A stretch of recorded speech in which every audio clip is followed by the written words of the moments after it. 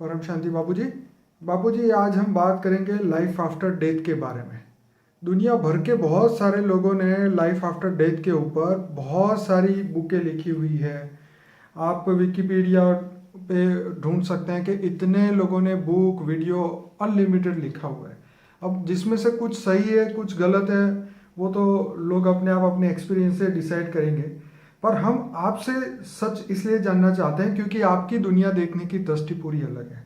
अब हम आपसे परम सत्य जानना चाहते हैं कि सबने अपने अपने अपने लेवल पे जो बात बताई है, लेकिन हम रियलिटी आपसे जानना चाहते हैं कि अब आगे ये रियलिटी में होता क्या है, कैसे होता है, क्यों होता है, लाइफ आफ्टर डेथ की क्या दुनिया है, कैसी दुनिया है।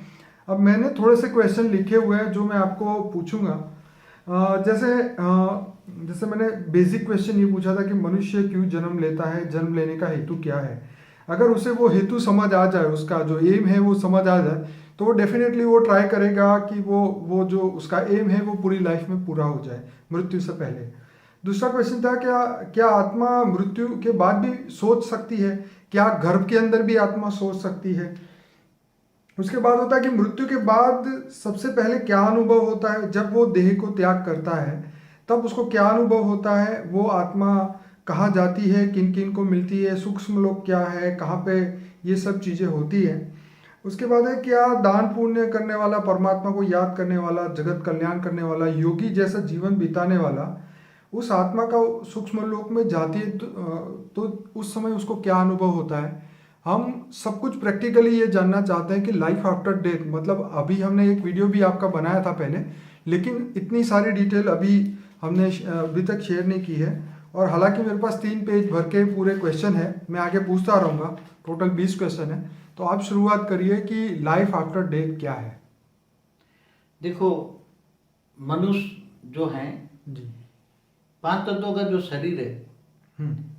उसके बाद की जो दुनिया है, हम्म। 3 तत्वों की दुनिया। आत्मा जब ये शरीर छोड़ देती है, 5 तत्वों की दुनिया, जी। जिनको मर जाते हैं, ऐसा कहते हैं ना, ऐसा मर गया, राइट। शरीर छोड़ दिया माना मर गया। ठीक है। मगर आत्मा वास्तव में शरीर छोड़ देती है। मगर 3 तत्वों का शरीर तो उसके साथ जाता है ना, बिल्कुल। कर्म बंधन के साथ, आत्मा के साथ कर्म बंधन में जाता है। हम्म। तो आत्मा तो अजर अमर अविनाशी, आत्मा का विनाश नहीं होता। हम्म। मगर वो 2 तत्वों वाला जो शरीर है, जी। जल और पृथ्वी वाला शरीर छोड़ता है, सूक्ष्म शरीर उसके साथ, आत्मा के साथ बाहर निकलता मतलब आकाश, वायु और अग्नि, 3 तत्वों का। जिनको अंतवाग शरीर कहते हैं। ठीक है। जिसको अंतवाग सूक्ष्म शरीर भी कहते हैं। सूक्ष्म शरीर भी कहते हैं, अलग अलग नाम है। अंतवाग शरीर होता ठीक है। है। पूरी प्रोसीजर में धीरे धीरे बताऊंगा आपको। जी बिल्कुल। क्योंकि क्या, ये बहुत लेंथी प्रोसीजर है। बिल्कुल सही। आत्मा के साथ क्या जाता है, पहले ये समझो। आत्मा के साथ कर्म बंधन जाता है उसके। ठीक है। पूरी जिंदगी में जो कर्म बंधन किया, पाप या पुण्य का जो हिसाब किताब है, वो आत्मा में रिकॉर्डिंग होता है। राइट। और वो उसके हिसाब से सूक्ष्म शरीर ऐसा होता है, राइट। कर्म बंधन के हिसाब से। तो अंतवाग शरीर जब बाहर निकलता है, और फिर ये अंतवाग शरीर जो क्योंकि बाहर निकल जाए तो ये रह जाएगा, पुतले में क्या रहेगा, शरीर में रहेगा जल और मिट्टी, 2 तत्व रह जाएंगे। राइट। वैसे भी साइंस वाले कहते हैं ना कि 80% तो पानी है हमारे शरीर में। हाँ, मतलब काफी 75 to 80% है, मोर देन 2/3 ऐसा कहते हैं, मोर देन 2/3। राइट। तो ये जल तत्व और पृथ्वी तत्व आत्मा में भारीपन होता है। इसलिए मनुष्य आत्मा बेचारा ये आत्मा को, आत्म स्वरूप को, आत्मज्ञान को, परमात्मा ज्ञान को इमर्ज नहीं कर पाता, सुन नहीं पाता, और माया है, माया में फंस जाता है। माया में फंस जाता है। इसलिए पूरे जन्म का हिसाब किताब के हिसाब से उसका अंतवाग शरीर भी उसके हिसाब से ही बनता है। ठीक है। जब जीता आत्मा जिंदा होती है, मनुष्य जिंदा है, राइट, तब जो पूरे कर्म के हिसाब किताब से अंतमति सो गति होता है उसकी, शरीर छोड़ते वक्त उसकी बुद्धि में, मति माना बुद्धि, उसी के हिसाब से वो आत्मा की गति और सदगति या दुर्गति होती है। राइट। अब मनुष्य, आपने प्रश्न पूछा कि मनुष्य जीवन का मतलब क्या है, मनुष्य क्यों बनता है। हाँ, ऐसे बता दो पहले, मनुष्य क्यों बनता है। मनुष्य तो ऊपर पहले तो जब भगवान ने, शिव ने, ब्रह्मांड के मालिक ने जब बनाई तो पहले फरिश्ताओं की दुनिया बनाई थी। पहले तो एक बताया था, कई लोग गाते ने, काय का तूने दुनिया बनाई, क्या तेरे मन में समाई, तू भी तड़पता होगा। राइट। हाँ, ये गायन है ना। राइट। तो जो अज्ञानी लोग है ना, वही कहते हैं तू ही सब कुछ करता है, तू ही नहीं। मगर वो तो एक बार अच्छी दुनिया बनवाता है, ब्रह्मा द्वारा सृष्टि का सर्जन करवाता है, ठीक है। विष्णु द्वारा पालना और शंकर द्वारा विनाश कराता है। ठीक है। तो जो फरिश्ताओं ने भी मल्टीपल फरिश्ता संकल्पों द्वारा सृष्टि बनाई, बेहिसाब फरिश्ता बने, फिर फरिश्ता से गिरते हुए आए तो 3 तत्वों में आए, देवता बने, और देवता से भी देवताओं ने भी बेहिसाब सृष्टि बनाई, संकल्पों द्वारा सृष्टि बनती गई। तब धीरे धीरे देवता भी गिरते गए तो मनुष्य बने। अब बेहिसाब समय से मनुष्य चलता रहता है, जन्म मरण के चक्र में आता रहता है मनुष्य, बेहिसाब समय। ठीक बात है। अब मनुष्य जन्म मरण के चक्र में आता रहता है, मगर माया इतनी जबरदस्त है कि विकारों में मनुष्य आत्मा हमेशा फंसी रहती है। राइट। काम, क्रोध, लोभ, मोह, अहंकार में फंसी रहती है। इसलिए ज्ञान नहीं होता। परमात्मा का सच्चा ज्ञान न होने के कारण आत्मा के अंदर, जो आत्मा तमो प्रधान बन चुकी है, जब आत्मा का सर्जन होता है, आत्मा का जन्म होता है, आत्मा का, शरीर का नहीं, आत्मा का जन्म होता है बेहिसाब समय पहले। ठीक है। तो आत्मा तो अलग अलग समय पे अलग जन्म लेती है ना, अलग अलग कैटेगरी की आत्माएं। मेरे पुराने वीडियो में मैंने बोला हुआ है। तो आत्माएं जो कैटेगरी की होती है, तो अनेकों जन्म से जन्म मरण के चक्र में आती रहती है, तो माया में फंसती जाती है। तो आत्मा की शक्ति तमो प्रधान, आत्मा तमो प्रधान हो जाती है। राइट। जब आत्मा का जन्म होता है तो आत्मा सतो प्रधान होती है।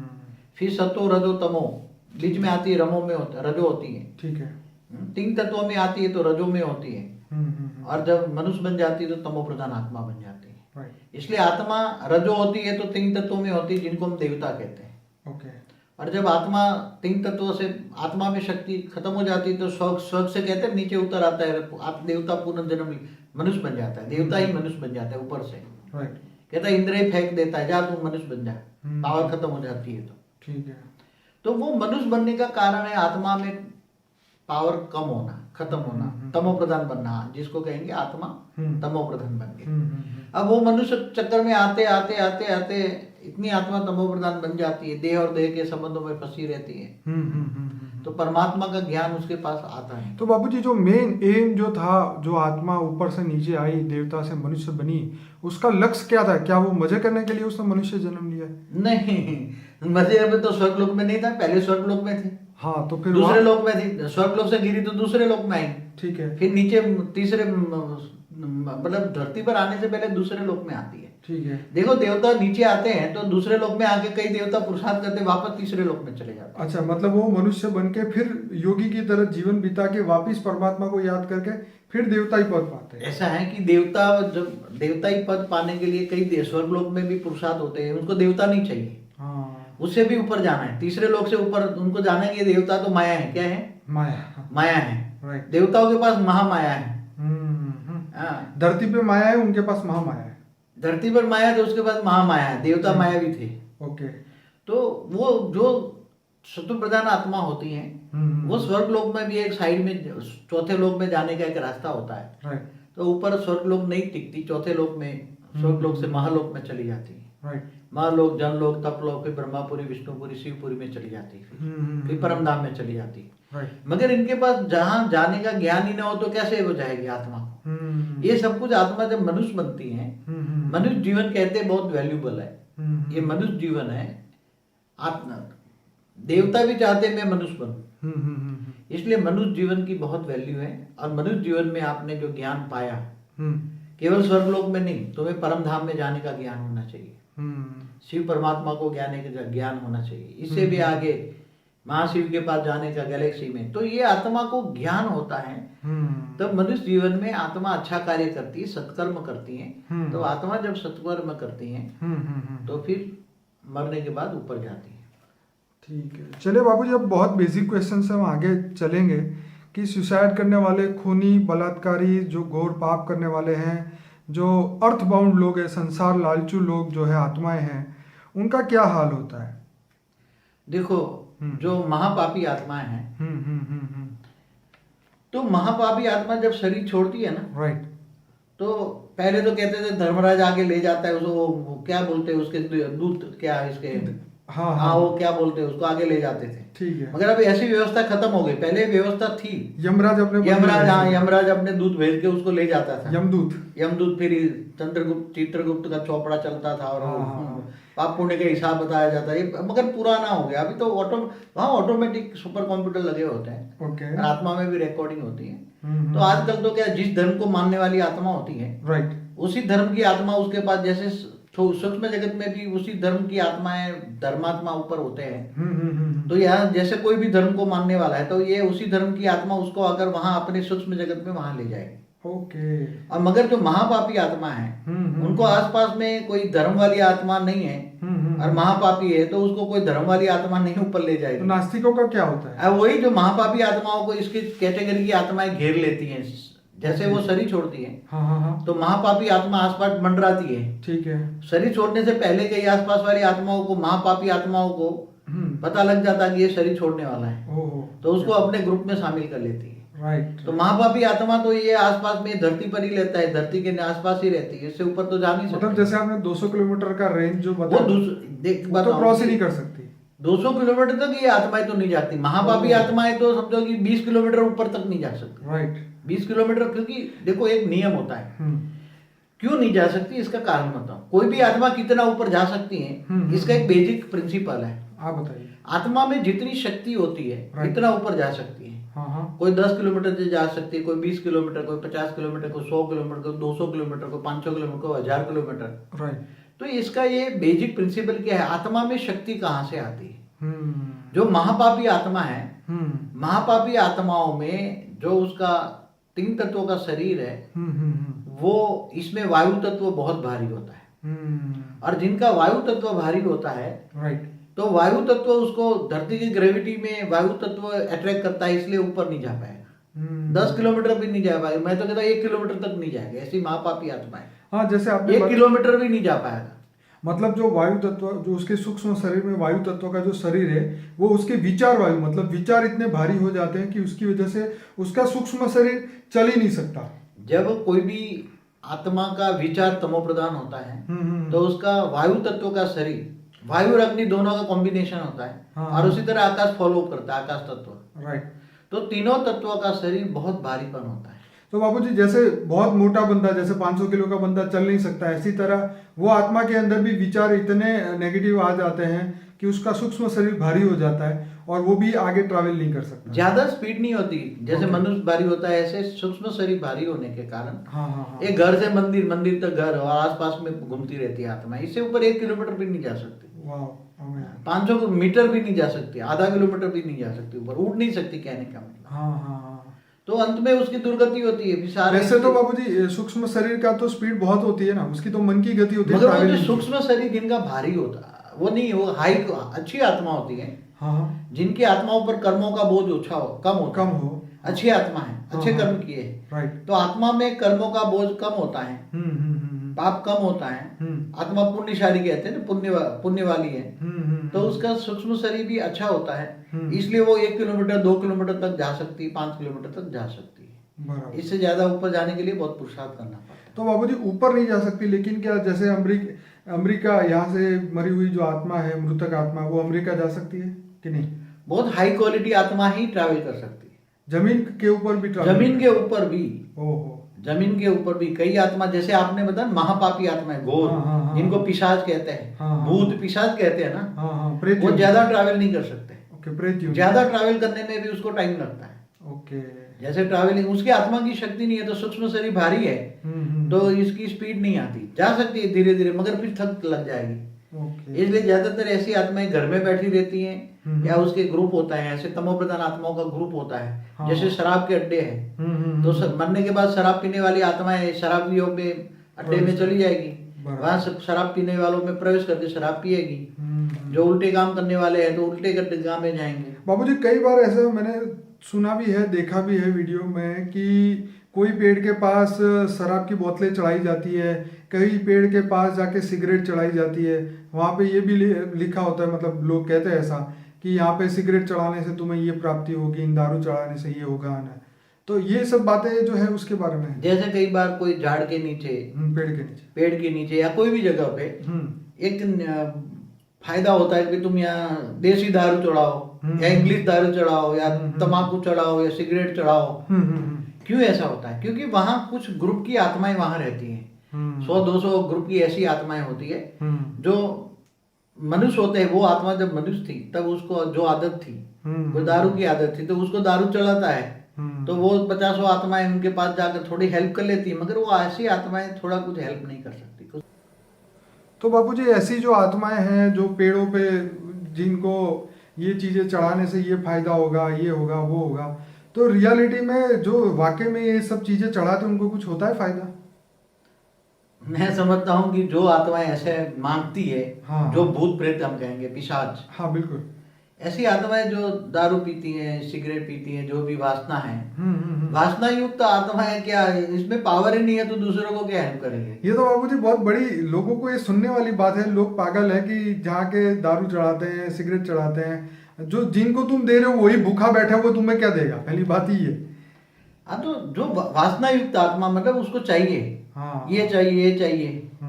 मनुष्य अवतार में जो वासना रह गई है, वो अधूरी वासना, वो भूत प्रेत भर के किसी में प्रवेश करके वासना पूरी करते। मैं एग्जांपल दूं, कईयों में भूत प्रवेश करके बोलते हैं भाई मेरे को दारू दे, मटन दे, ये खाना दे, मेरे को ये दे, तो मैं चली जाऊंगी।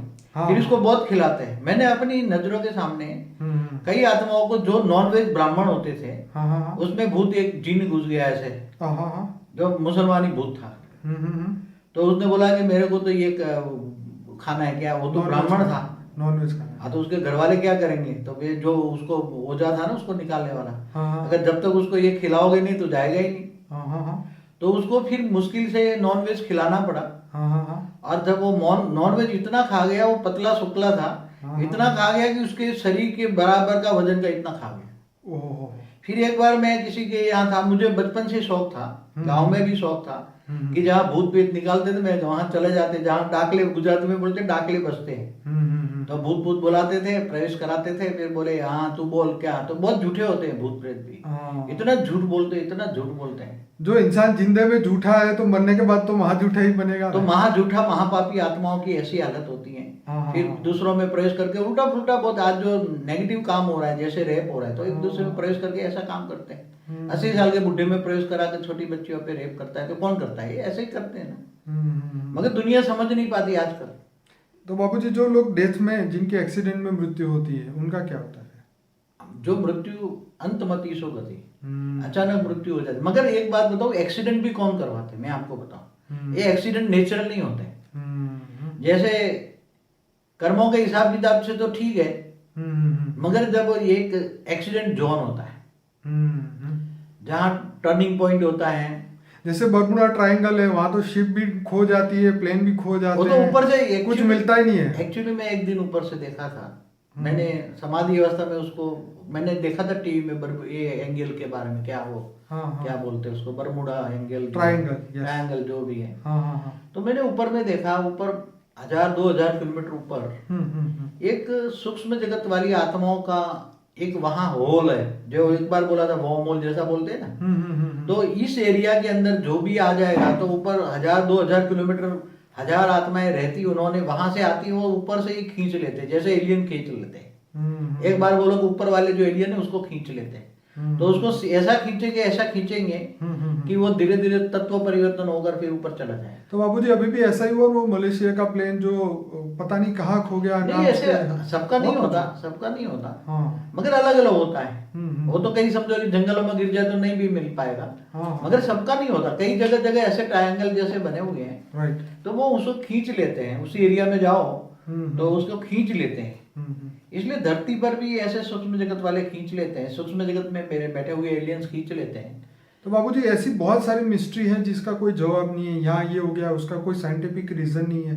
तो जहाँ पे ये साइंटिफिक रीजन नहीं मिलता, वहाँ पे ये अध्यात्म या भूतों की दुनिया, ये सब चीज़ों को ये लोग आगे लेके आते हैं। जैसे एंशंट एलियन में भी यही होता है कि पहले ये लोग अपना, भौतिकवादी लोग अपनी बुद्धि लगाते हैं, जब वो नहीं मिलता तो फिर वो लोग उसको शास्त्रों में ढूंढने लग जाते हैं, फिर उससे भी आगे ढूंढते हैं। तो बात यह है कि अब बताइए कि जो लोग अपने जीवन में अच्छा काम करते हैं, जो बलिदान देते हैं, देश के लिए सेवा करते हैं, और लड़ाई में जिनकी डेथ होती है, तो उन आत्माओं का क्या होता है? देखो, जो देश प्रेमी होते हैं, देश प्रेमी को शरीर छोड़ते वक्त राइट, उसकी बुद्धि में अच्छा काम करने के लिए उसकी बुद्धि सत्व प्रदान होती है। ठीक है। इसलिए उसी ऐसी आत्माओं को जब ये शरीर छोड़ती है तो बॉर्डर पे क्या है, स्थूल मनुष्य सैनिक लड़ते हैं, उसके साथ सूक्ष्म जगत वाले हजारों आत्माएं उनके साथ कोऑपरेट करती है। ओके। आमने सामने दोनों सैन्यों में होता है। जब दोनों सैन्य लड़ते तो उसके साथ सूक्ष्म जगत वाली हजारों आत्माएं उनके साथ होती है। तो वो आत्माएं मरने के बाद वहां ही रहकर, वो सूक्ष्म जगत में रहकर वहां ही काम करती है, सूक्ष्म जगत की। तो बाबूजी ये वर्ल्ड वॉर 1 और वर्ल्ड वॉर 2 जो भी हुआ, जो आज से 60-70 साल पहले, तो उसमें कितनी आत्माएं, कितने लोगों का डेथ हुआ उसके अंदर? ऐसा है कि जो आत्माएं चाहे वॉर में मिले या कहीं भी मिल जाए, हाँ, तो चाहे एक्सीडेंट में मरे, एक स्थिति याद रखो, जिनको परमात्मा का ज्ञान नहीं है तो वो आत्मा यहाँ समझो कि धरती के नजदीक वाला सूक्ष्म जो ऐसी आत्माओं के साथ रहे। उसका मेन हमेशा एक रीजन देखो, कोई भी कॉमन चीज कि उसको ज्ञान है, पहला सब्जेक्ट है ज्ञान। ठीक है। आत्मा को परमात्मा के पास जाने का, परमात्मा का ज्ञान है। फिर ज्ञान होगा तो उसको मरने के बाद कहाँ जाना है वो डिसाइड करेगा ना, क्योंकि मुझे मरने के बाद स्वर्ग में जाना है या विष्णुपुरी जाना है, वैकुंठ जाना है, राइट, या शिवपुरी जाना है या परमधाम जाना है। ठीक है। तो आत्मा के पास जितना ज्ञान होता है इतना ही वो डिसाइड करती है और इतना जीवन का लक्ष्य बन जाता है। ऐसे हिसाब से वो कर्म करती है, श्रेष्ठ कर्म करती है। बाकी ऐसी आत्माएं तो जिनको एक हमेशा याद रखो, शास्त्रों में एक बहुत अच्छा शब्द है, अंत मति सो गति। राइट। आत्मा चाहे कोई सैनिक हो, चाहे महापापी हो, चाहे कोई भी हो, मरते वक्त उसकी बुद्धि में क्या है, मति माना बुद्धि, अंत मति सो गति। अंत में शरीर छोड़ते वक्त, आत्मा जब शरीर छोड़ती है तब उसकी मति माना बुद्धि में क्या है, उसके हिसाब से उसकी गति या दुर्गति या सदगति होती है। तो गति माना स्पीड। तो कहाँ जाना है भाई, मुझे अच्छा काम किया स्वर्ग में जाना है, तो लक्ष्य उसका स्वर्ग में जाने का था, अच्छे काम किए स्वर्ग में चली गई। जैसे बाबूजी, जैसे स्टूडेंट का जब एग्जाम होता है तो जब लास्ट 3-4 मिनट बचती है, जब एग्जाम खत्म हो रही है, तो उस समय उसके माइंड में सिर्फ यही बाकी होता है कि ये लिख दूं, ये लिख दूं, ये बाकी था, ये बाकी था। और जब लास्ट में जब पेपर देता है मास्टर को, तो उस समय उसके दिमाग में आता है यार ये तो लिखना ही रह गया, ये तो लिखना ही रह गया। मतलब यही है कि मनुष्य जीवन में तो वो पूरे जिंदगी तो मजे करता है, लेकिन जब मृत्यु आती है तो उस समय उसको ये आता है, ये होता है कि ये बाकी रह गया, ये करना था, ये बाकी था, तो इच्छाएं अपनी उसकी बाकी रह जाती है। तो उसके बारे में आप बताइए। देखो, आत्मा जब जवान होती है ना, मनुष्य जब जवान होता है, राइट, तब तक तो मायावी दुनिया में बहुत बोलता है मैं बूढ़ा होकर ये भगवान को याद करूंगा, क्या कहता है, लाम लाम भज, पर मगर बुढ़ापे में राम की जगह लाम लाम हो जाता है, क्योंकि उसका शरीर काम नहीं करता ना। बिल्कुल। अंगम गलितम, अंग गल जाते हैं, अंगम गलितम पलितम तुंडम दशरम हीनम जातम तुंडम, ना, तो जो अच्छा श्लोक है संस्कृत में। तो जब आत्मा को एक्चुअली सारी दुनिया में जो लौकिक पढ़ाई होती है ना बचपन से, जैसे क ख ग सिखाते हैं ना बच्चे, बिल्कुल ऐसी तरह उसको स्पिरिचुअल नॉलेज होना चाहिए। और कर्म की थियरी तो उसको माँ बाप को बचपन से ही दिखाना चाहिए। इसलिए आज दुनिया की हालत क्यों हुई है, क्योंकि माँ बाप ही नहीं जानते, तो माँ बाप को ही कर्मों की थियरी का पता नहीं, उनको भी स्पिरिचुअल नॉलेज नहीं है, तो वो क्या अपने बच्चों को सिखाएंगे। और स्कूल में तो क्या है, ओनली क्या है, फिजिकल पढ़ाई है, भौतिक पढ़ाई है, मटेरियलिज्म की पढ़ाई है, बस मुझे डॉक्टर बनना है, इंजीनियर, पूरी जिंदगी डॉक्टर इंजीनियर बनेगा, मगर ये कर्मों की थियरी, आत्मज्ञान, परमात्मा ज्ञान तो उसको मिलता ही नहीं है। ना तो वो एक अच्छा मनुष्य बन सकता है और ना ही मृत्यु के बाद वो अपनी आत्मा की सदगति कर सकता है। ये ज्ञान तो दुनिया में अपने बच्चों को कोई देता ही नहीं है। पहले बहुत अच्छा वैदिक जमाना था, वैदिक काल में तो बचपन से ही, जब उसको बचपन से ही ज्ञान सुनाया जाता था, राइट, माँ बाप के संस्कार थे, वो तो आश्रमों में ही बच्चों को पहले भेज दिया था, तो लौकिक अलौकिक दोनों पढ़ाई साथ होती थी। चलिए बाबूजी आगे बढ़ते हैं कि अच्छे और बुरे स्वभाव वाले लोगों का क्या हाल होता है। देखिए, जैसे एक इंसान है बहुत अच्छा है, जैसे नरसिंह मेहता है, हमें सब बहुत ही अच्छा सोचा, और एक बंदा है जो पूरी जिंदगी बुरा ही सोचता रहा, हालांकि बुरा नहीं किया, लेकिन ऐसे लोगों की क्या गति होती है? देखो, ऐसा है जैसे नरसिंह मेहता है, तो पूरे जन्म तक उसने राधा कृष्ण की रास लीला के गायन गाए, उसने बहुत अच्छा गाना एक है, उसका ज्ञान देखो कितना ऊंचा ज्ञान है उसका। उसने एक गाया है कि अखिल ब्रह्मांड में एक तू श्री हरि, जूझवे रूपे अनंत भाषे, वेद माँ वेद तू तत्व माँ तत्व तू। तो उसको इतना ज्ञान था। तो ज्ञानी तो आत्माएं तो फिर जो श्री हरि का उपासक था, फिर वो निराकार को भी मानता था। राइट। तो वो जहाँ उसका लक्ष्य होता है, जीने का लक्ष्य होता है, तो अंतमति सुगति ऊपर चला जाता है। और जो दूसरे बताए, क्या बताए, वही अच्छे और बुरे स्वभाव वाली, जो हाँ, बुरे अच्छे स्वभाव और बुरे स्वभाव वाली। हाँ, जैसे अच्छा स्वभाव है, देखो अच्छा तो आपने बताया, बुरे स्वभाव वालों को क्या? बुरे बताए ना, महापापी आत्मा है, दूसरों को दुख देते हैं, दूसरों का हक छीन लेते हैं, दूसरों को दुख देने का काम करते हैं। तो ऐसी आत्माओं को अंतिम समय में जब शरीर छोड़ने का वक्त आता है, राइट, तब उसको सारी जिंदगी याद आता है। और शरीर छोड़ते वक्त वो शरीर नहीं छोड़ सकता।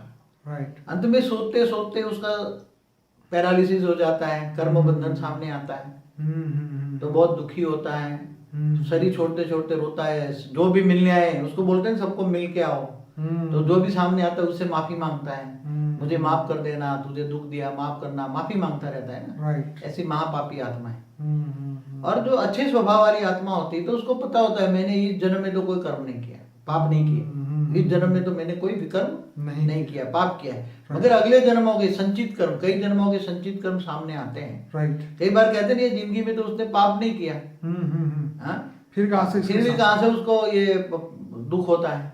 तो भाई संचित कर्म है, कई जन्मों का हिसाब किताब उसके सामने आता है। बाबू जी, आपने जैसे पहले भी बोला है कि जो आत्मा जब बनी, जब रियलिटी में आत्मा का जन्म हुआ, शरीर का नहीं आत्मा का, तो अनंत समय से, जैसे आपने बताया 2 करोड़ साल से तो वो पृथ्वी पर ही है।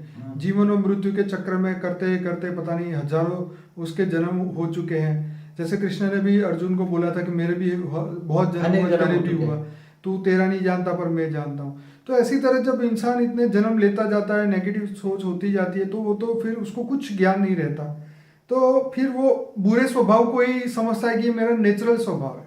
देखिए, हालांकि परमात्मा ने सबको बहुत बढ़िया बनाया था, लेकिन अच्छे स्वभाव को उसने खुद ही छोड़ दिया है। वो नेगेटिविटी को ही पकड़ के चलता है और वही सोचता है कि यही मेरा रियल स्वरूप है। चलिए बाबूजी, इससे भी आगे बढ़ते हैं कि जब सूक्ष्म जगत और कारण जगत में, जैसे आपने पहले भी बताया था कि कारण जगत में, सूक्ष्म जगत में मंदिर, आश्रम, ज्ञान केंद्र बहुत सारे हैं, तो वो आत्माओं को हेल्प करते हैं। तो वहाँ पे किन आत्माओं की एंट्री हो सकती है? फिर वहाँ पे साधु संत सिद्धों की, गुरुओं की जो आत्मा है, उनका वहाँ क्या रोल रहता है? देखो, बहुत बड़ा क्वेश्चन है। जैसे स्थूल जगत में जो साधु संत महात्मा जो देख रहे हैं जी, ऐसे ही वो आते हैं सूक्ष्म जगत से। वो सूक्ष्म जगत वाले अवतारी पुरुष है। क्या है? अवतारी साधु संत है। ठीक है।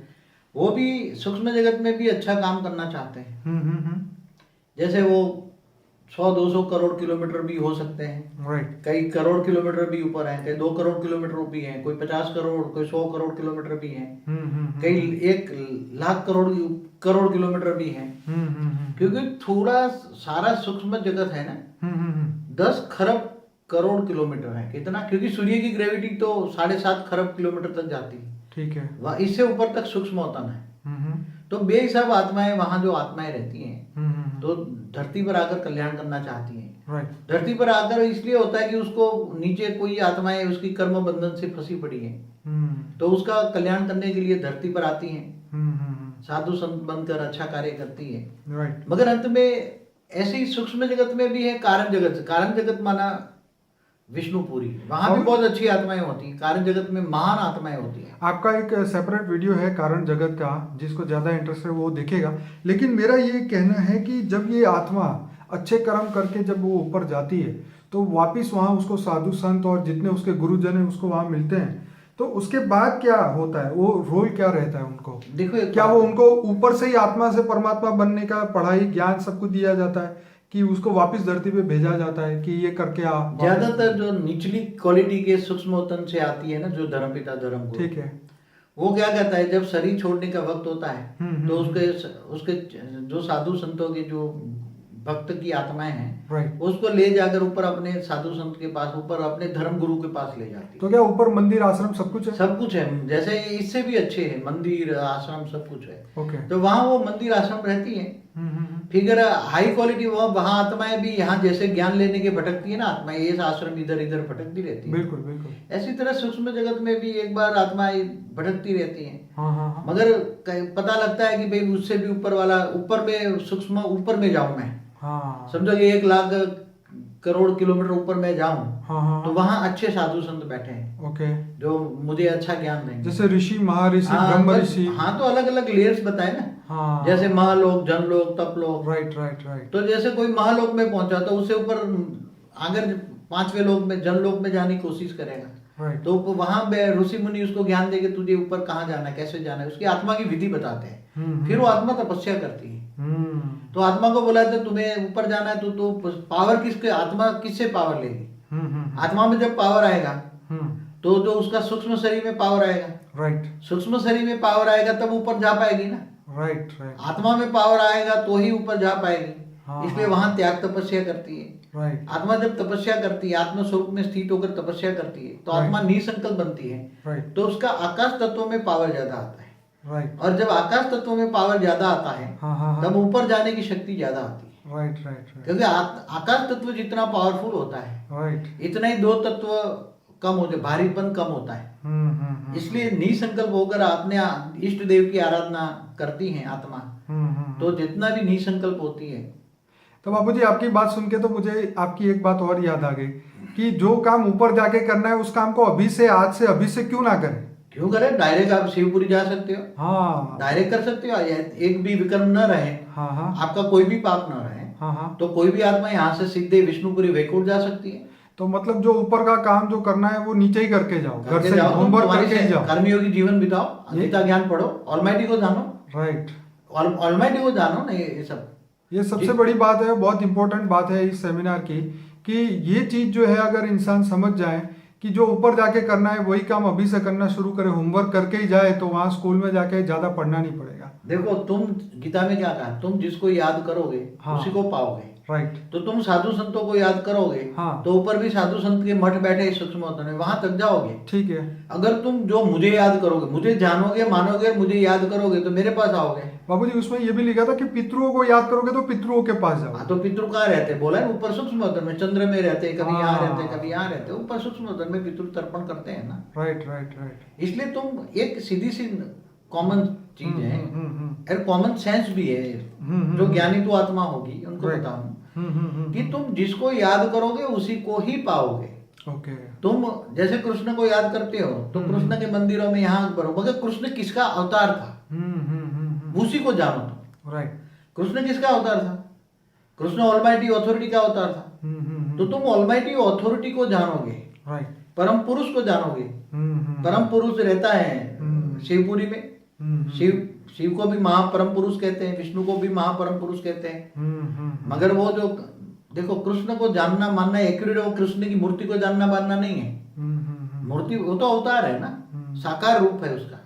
इसलिए जो इंसान है वो ऋषि और ब्रह्म ऋषि के बीच में भी अंतर नहीं समझ सकता, वो खुद भी नहीं बन सकता। देखो ऋषि होता है वो सूक्ष्म होतन में होता है, राइट। और ब्रह्म ऋषि होता है, राइट, वो ब्रह्मांड में रहता है। हाँ। ब्रह्मांड में कहाँ रहता है? ब्रह्मांड में भी हाई क्वालिटी ऊपर जो है ना, जो ब्रह्म को जानता है तो निराकारी दुनिया में जाता है। वाह। वहां तक जाने की ब्रह्मर्षियों के पास शक्ति होती थी। राइट। इसलिए सभी को ब्रह्मर्षि नहीं कहते थे। हाँ, सबको नहीं कहते थे ब्रह्म। उसकी एक डिग्निटी होती थी। हाँ हाँ हाँ। इसकी एक डिग्री होती थी। Right right. जैसे एक ऋषि था क्षत्रिय, क्या नाम, विश्वामित्र को ब्रह्मर्षि पद नहीं दिया, कई जन्म तक नहीं दिया। वाह। कई जन्मों तक उसको नहीं दिया, कई तक तपस्या की तो भी नहीं मिला ब्रह्मर्षि। क्योंकि उसके अंदर अहंकार था, वो त्रिशंकु जैसी हालत कर देता था। राइट। राजा को बोले तुम्हें मैं सदैव में स्वर्ग में भेजूंगा, जो नेचुरल लॉ नहीं है। हाँ हाँ हाँ। जो यूनिवर्सल लॉ जो होता है, नेचुरल लॉ होता है। हाँ हाँ हाँ। जो नेचुरल लॉ के खिलाफ जो कार्य करेगा तो उसको ब्रह्मर्षि का पद नहीं पाता। जो ब्रह्म को जानता है, राइट, वो ब्राह्मण है। क्या?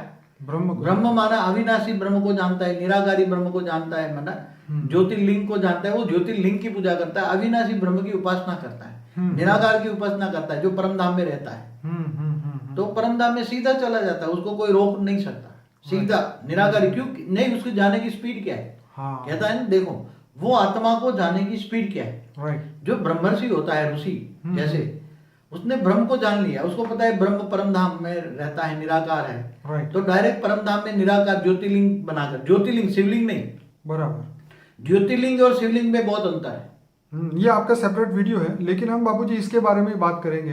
ब्रह्मर्षि, हाँ नहीं, अब जब मैंने आपको ये बोला कि जो आत्मा ऊपर जाती है तो वो फिर अपने सूक्ष्म शरीर के हिसाब से उसको उस लेवल तक जा सकती है, उससे ऊपर के लेवल पे नहीं जा सकती। तो वहां से उसको सिर्फ ऋषि पहले मिलेंगे, उसके बाद आगे ब्रह्म ऋषि मिलेंगे। लेकिन मेन कहानी ये थी कि ऊपर जाने से पहले अगर वो यहाँ का लेशन करके जाए कि ऊपर क्या होने वाला है मेरे साथ, मेरी आत्मा का जीवन का हेतु अगर वो समझ जाए, एम समझ जाए, तो वो अभी से अगर अपना काम अभी से चालू कर दे तो ऊपर जाके उसको बहुत आसानी होगी आत्मा से परमात्मा बनने में, शिवत्व की प्राप्ति करने में। वो जो जैसे आपने बोला है कि वो ब्रह्म ऋषि से भी ऊपर जा सकता है, वो सीधा शिव पद को प्राप्त कर सकता है, वो परम परम परम महाशिव तक जा सकता है। तो ये बहुत आपने डीप बात बताई थी। लेकिन फिर भी यहाँ पे जो हमारे बेसिक क्वेश्चन है, जैसे अब दूसरा क्वेश्चन है कि आकाशिक रिकॉर्ड जो कलेक्टिव बैंक है, जिसके अंदर पूरी दुनिया की आत्माओं के कर्म रिकॉर्ड होते हैं, उसके बारे में कुछ बताइए। जैसे एक बात बताऊं जी। जैसे तुम बोलते हो तो वायु तत्व में भी रिकॉर्ड हो जाता है ना आसपास के। राइट। वायु तत्व के एक एक सेल में हर कोई चीज का रिकॉर्ड है, ठीक है। सारी दुनिया का रिकॉर्ड है। ठीक है। ऐसी तरह ऊपर जो आकाशीय रिकॉर्ड कहता है, जो हमारा आकाश सुपर कंप्यूटर, आकाश तत्व में ऑटोमेटिक वो सुपर कंप्यूटर सब में रिकॉर्ड होता है। पूरा आकाश तत्व ही सुपर कंप्यूटर है, पूरा आकाश ही सुपर कंप्यूटर है। जैसे बाबूजी कि आपको बीच में बात बोलूं कि जैसे आपने बोला कि हर चीज उस वायुमंडल में रिकॉर्ड होती है, तो कई एग्जाम्पल हमने टीवी में सुने हुए देखे हुए कि कोई ऋषि कोई पेड़ के नीचे तप करता है तो उसके अंदर उस पेड़ में इतनी शक्ति आ जाती है, उस जमीन में इतनी शक्ति आ जाती है, जमीन में से पानी निकलने लगता है। मतलब बहुत सारे वेराइटीज चीजें होती है। और तो ये चीज भी होती है ना, क्योंकि वहां के वायुमंडल में ये चीज रिकॉर्ड हो गई है ना उस पावर की। देखो कोई भी ऋषि मुनि कोई भी जगह पे तपस्या करता है, राइट, तो वहां से वो परम तत्व की मात्रा उसके आसपास आती है। राइट। समझो कि 50-100 मीटर की रेंज में वो परम तत्व होते हैं। तो वहां वायु भी परम तत्व का होता है, जो पेड़ होता है पेड़ के अंदर भी परम तत्व जाते हैं, वो जो जमीन होती है जमीन के अंदर भी एक कण कण में परम तत्व जाते हैं, गहराई तक परम तत्व अंदर घुसते हैं। जैसे 50 मीटर के जाते हैं तो 50 मीटर जमीन के अंदर तक परम तत्व जाते हैं। अरे वाह। क्योंकि जमीन के अंदर भी तो आकाश तत्व है, जमीन भी एक तत्व है ना, तो उसके अंदर भी परम तत्व की मात्रा जाती है। तो आप लाखों साल के बाद भी वहां जाओगे, अगर आप थोड़ा सा योग लगाओगे तो आपको वो ऋषि की पावर का एहसास होगा। इसलिए कई कई जगह बहुत स्पेशल होती है। हाँ तो मिलेगा, तो लाखों साल के बाद भी वहां परम तत्व की मात्रा रहती है। उसको हवा का झोंका आएगा तो हवा ले जाएगी, मगर जमीन के अंदर जो 50 मीटर तक जो परम तत्व है उसके अंदर वो तो रिकॉर्ड रहता है, कई लाखों साल तक रहता है। तो अगर इंसान ये सोचे कि मैं अभी यहाँ पाप कर रहा हूँ, कोई मुझे देख नहीं रहा है, तो क्या वो इस पाप से छटक जाएगा? क्या वो इससे निकल सकता है? ऊपर में सब कुछ रिकॉर्ड हो रहा है, राइट। उसका सारा रिकॉर्ड वायुमंडल में भी रिकॉर्ड हो रहा है, राइट। आकाशीय रिकॉर्ड में सुपर कंप्यूटरों में भी रिकॉर्ड हो रहा है, राइट। और अपनी आत्मा में भी हर कर रिकॉर्ड हो रहा है। जैसे बाबूजी आपने एक सेशंस में ये भी कहा था कि जब इंसान पाप करता है तो सोचता है कि इसका फल तो मुझे आगे जाके मिलेगा, लेकिन आपने ये बताया था कि पाप का फल तो है तुरंत ही उसके मन में दुख आ जाता है, तो उसका मन जो है वो भारी हो जाता है। तो दुख जैसे उसने पाप किया तो तुरंत ही मन भारी हो गया। भारी होना, जैसे आपने बोला सुख और दुख पहले मन में आता है, तो दुख मतलब विकर्म किया और सामने तुरंत ही सजा मिल गई। देखो कोई भी आत्मा पाप कर्म करती है तो उसकी आत्मा पहले महसूस करती है, उसका मन पहले महसूस करता है, राइट। उसका मन महसूस करता है कि मैंने, मन खाता है कि मैंने अच्छा कर्म तो नहीं किया, अच्छा कर्म तो नहीं किया। राइट। क्यों? कोई भी कर्म, आत्मा को इतनी तो पहचान है अच्छा क्या है बुरा क्या है, इतनी तो पहचान है। उसके मन के अंदर तो बुद्धि में जजमेंट पावर तो है। हाँ। मन इतनी भले तमो प्रधान हो जाए मगर अच्छा क्या है बुरा क्या है कर्म क्या है वो जानती है। इसलिए मन जब कर्म बुरा होता है तो मन खाता है, और जब मन खाता है तो उसका कारण शरीर में डेफिसिट होता है। तो बाबूजी ये हृदय परिवर्तन कब होता है? जैसे सम्राट अशोक ने इतना बड़ा युद्ध किया, उसके बाद में जाके उसको अक्ल आई और फिर जाके हृदय परिवर्तन हुआ। ऐसा होता है जब कोई आत्मा महापाप करती है, हजारों की लाशों देखी उसने कलिंग में, कलिंग में मना आज का उड़ीसा, उसमें बहुत बड़ा युद्ध किया, लाखों की तादाद में लाशों का ढेर देखा। राइट। तो उसके अंदर ये हुआ कि मैंने पूरी जिंदगी ये राज सत्ता पाने में लिए ही बिताई। तो केवल ये अपना मन परिवर्तन केवल अपने मन से नहीं होता, मगर उसके साथ सूक्ष्म जगत वाली अच्छी आत्माएं जो होती कर्म बंधन से, तो सूक्ष्म जगत वाली आत्माएं उसको रेत मार के इमर्ज कराती है, तू क्या कर रहा है, तू क्या कर रहा है, सोच सोच, तो वो सोचने पर मजबूत करती है सूक्ष्म जगत वाली आत्माएं। तो बाबूजी उसको पहले कराना चाहिए ना, मगर उसका कर्म बंधन कराएगा पहले, टूटेगा ना ऐसा। ये बात भी ठीक है। उसको ये कराना था, हाँ, मगर बाद में अच्छे कर्म आ रहे हैं, अच्छे पुण्य का खाता उकलने वाला है, हाँ, पुण्य का खाता बनने वाली है, हाँ, तो सूक्ष्म जगत की आत्मा है उसके साथ आकर उसको रेत मार के इमर्स कराएगी। तो इसका मतलब ये है कि अगर हम कुछ बुरा काम कर रहे हैं तो ये समझिए कि हमारा बुरा कर्म आके हमें ये करा रहा है, लेकिन हमें ये भी साथ में रखना चाहिए कि हमारे अच्छे कर्म भी सामने आएंगे और हमारी बुद्धि परिवर्तन होगी। तो ये ऐसा कोई हर कोई नहीं करना चाहिए, ऐसा सोचना नहीं चाहिए। अच्छा, कर्म करने से पहले सोचना चाहिए। राइट, ज्ञानी पुरुष तो सोचने से पहले भी सोचता है कि मैं क्या सोचूं। ओके, ज्ञानी पुरुष तो निसंकल्प ही रहता है ज्यादातर, वो परमात्मा की याद में कर्मयोगी जीवन बिताता है, राइट, ऑलमाइटी ऑथोरिटी को ढूंढता है ज्ञानी तो आत्मा, और हमेशा कर्मयोगी जीवन बिताता है। उसको तो पता है हर पल पल मुझे परमात्मा से, ऑलमाइटी ऑथोरिटी से परम लाइट आ रही है, मेरी आत्मा में परम लाइट आ रही है, और परम लाइट आत्मा में आकर मेरा कारण शरीर चार्ज हो रहा है। जन्मों जन्म के विकर मुझे साफ करने हैं, जन्म जन्म के पाप मुझे धोलने हैं, जन्मों जन्म के पाप की धुलाई करनी है। तो ये समझ ले कि मनुष्य जन्म मिला है तो पाप की धुलाई करनी है। हाँ, तो मनुष्य जीवन इसलिए तो मिलता है पाप की धुलाई करने के लिए, फिर पाप को धुलाई कर जाओगे तो ऊपर जाओगे। चलिए बाबू जी, और आगे बढ़ते हैं कि ये पुनर्जन्म क्यों होता है और उसका रीजन क्या है, किसका जन्म होता है और किसका नहीं होता, कौन डिसाइड करता है कि तू अंबानी के घर जन्म लेगा कि तू गरीब के घर जन्म लेगा, कौन डिसाइड करता है कि तू मेल बनेगा या फीमेल बनेगा, कौन सा शरीर तुझे मिलेगा, ये कौन डिसाइड करता है? देखो ऐसा है, पहले तो ऊपर चित्रगुप्त बैठता था, पहले बहुत जमाने में, बहुत पुरानी बात हो गई। हाँ, ये तो बहुत हमेशा परिवर्तन होता रहता है। ठीक है, मगर अभी आत्मा के अंदर हर चीज रिकॉर्ड होती है।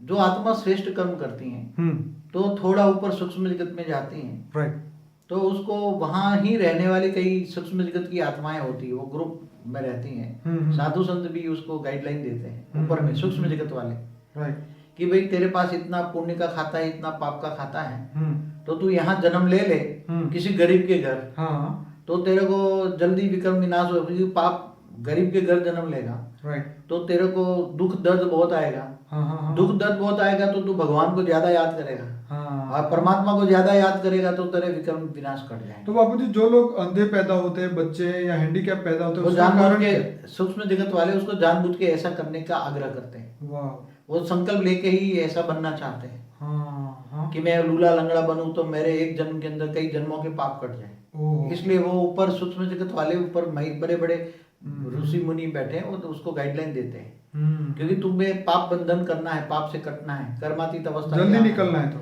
तो तू लूला लंगड़ा अंधा लूला बन जा और कर्मातीत अवस्था हो जाए। जैसे डॉक्टर के पास जाता है तो डॉक्टर तीनों ऑप्शन देता है, पहले दवाई से ठीक होना है कि इंजेक्शन से होना है कि फिर सीधे सर्जरी कर दे, तो जैसा कारण वैसा उसका निवारण। देखो, अगर सूक्ष्म जगत में रहकर अगर कोई पाप धुलना चाहता है तो उसमें बहुत टाइम लगता है। इसलिए क्या कहते हैं, एक जन्म तू नीचे चक्कर मार के आजा, जरा विक्रम विनाश करके आजा, लूला लंगड़ा बन के। सब लूला लंगड़ा अंधा बनेगा तो सब उसको नफरत करेंगे ना, तो सबकी जो नफरत करेंगे तो उसका पाप धुलता जाएगा। तो बापूजी, वो तो आके भगवान को इतनी गालियां देता है कि मुझे क्यों लूला लंगड़ा बनाया, मगर वो भूल जाता है मैं कौन हूँ। वो तो जब मनुष्य अवतार में जब धारण करता है, जब गर्भ में आत्मा आती है, तो जब पहले तो जब गर्भ में धारण करने वाली आत्मा कौन होती है, कहते हैं तो एक सूक्ष्म सेल होता है, एक सेल होता है, जिनको हम कहते हैं निराकारी, आत्मा की निराकारी स्टेज, एक सेल बन के निराकारी स्टेज एक सेल बन जाती है, ठीक है, एक एटम बन जाती है। और वो जब फिर 3-4 महीने का होता है, धीरे धीरे बॉडी बनता जाता है, और फिर जब 5-6-7 महीने की आत्मा होती है तो उसको एहसास होता है। तो ये सब मगर भूल जाती है, अगले जन्म का धीरे धीरे भूल जाती है सब। बाबूजी, मेरा एक क्वेश्चन सॉल्व कीजिए कि जैसे मैंने आपसे पहले सुना हुआ था कि जब वो उसकी सूक्ष्म शरीर के अंदर इतनी डेफिसिट हो जाती है, तो जैसे उसका हाथ या पैर, जैसे हैंडीकैप पैदा होने से पहले उसका सूक्ष्म शरीर ऐसा हो जाता है, और रियलिटी में जब उसको पुनर्जन्म के लिए भेज दिया जाता है धरती पे, तो उसके सूक्ष्म शरीर के हिसाब से ही उसका फिर ये शरीर बनना शुरू होता है। जैसे अंधा बच्चा है तो वो उसकी सूक्ष्म शरीर में उसकी आंख पहले खराब होती है। हाँ, बरोबर है। जब आत्मा महापापी होती, महाघाती होती है, हाँ, तो उसका सूक्ष्म शरीर ही ऐसा हो जाता है, उसमें डेफिसिट होती है, सूक्ष्म शरीर में डेफिसिट होती है। ओके, तो फिर ऊपर से सब बताते कि ये डेफिसिट पूरी करनी है तो मनुष्य अवतार में जाओ और विक्रम विनाश कर, पाप धुलाई कर दो। तो बापूजी ऐसा भी होता है कि जैसे बहुत अच्छा बंदा हो लेकिन बैठे बैठे अंधा हो जाता है या बैठे बैठे उसको कोई प्रॉब्लम होता है, तो उस समय फिर उसका पाप का बोझ उस समय पे उसके सामने आ जाता होगा, उसका सूक्ष्म शरीर काला हो जाता होगा, ऐसा जैसे होता आपने है, बताया। ऐसा होता है। हाँ ज्यादातर स्थूल जगत के आसपास सूक्ष्म जगत वाली आत्माएं रहती हैं। ठीक है। जब कर्म बंधन सामने आता है कि कहते हैं बैठा बैठा अंधा हो गया, हाँ तो पहले तो उसकी सूक्ष्म शरीर में डेफिसिट होती है, चाहे उसके अंदर शुगर हो, बीपी हो, ये हो, कोई ना कोई डेफिसिट होती है। राइट। तो धीरे धीरे उसका और सूक्ष्म जगत वाली आत्मा उसको रेज मार के उसको अंधा बनाना चाहती है तो बना सकती हैं। ओके। ज्यादातर हर कोई एक मनुष्य आत्मा के साथ एक सूक्ष्म जगत वाली आत्मा होती है, कम से कम मैं तो ये अनुभव करता हूँ। बाबूजी आपका कहना ये भी सही है। मैंने एक सुप्रीमो मास्टर करके यूट्यूब में सर्च किया था, उन्होंने भी ये कहा कि हर इंसान के पास 4 एंजल है। कम से कम एक तो होती है, 4 और भी ब्रह्मा होते हैं। कुमारी की वाणी में भी ये बोला है कि अंत समय में एक बंदे के साथ में 14 आत्माएं होगी। हाँ, सूक्ष्म घुसे के अंदर, हाँ, अंदर प्रवेश घुसेगी, करेंगे। प्रवेश करेंगे भगवान को देखने के लिए। अंतिम समय जब भगवान प्रत्यक्ष होगा तब उसको देखने के लिए 14 एक शरीर में 14 भूत प्रवेश करेंगे, आत्माएं प्रवेश करेंगे। ओके ओके बाबूजी, अभी इसको यहाँ ही रोकना चाहूँगा। हम इसका दूसरा पार्ट तैयार करेंगे जिसके अंदर बाकी के क्वेश्चन लिए जाएंगे। लेकिन मैं यहाँ अपने श्रोताओं को बताऊंगा, अगर आपको ये वीडियो अच्छा लगा तो हमारे चैनल को सब्सक्राइब करिए, लाइक करिए और शेयर करिए। दूसरा एक है कि उसको बोलो सब्सक्राइब करके वो लाइक भी करे। बिल्कुल, लाइक करना बहुत जरूरी है, सब्सक्राइब भी करे तो बहुत वीडियो आगे चलकर ताकि बाबूजी के जो 250 वीडियो और भी है वो आप, और जो हम हर हफ्ते एक नया वीडियो डालेंगे वो भी आप अपने आप ही आपको यूट्यूब से जानकारी मिलेगी। बाबूजी आपका बहुत बहुत धन्यवाद। परम शांति।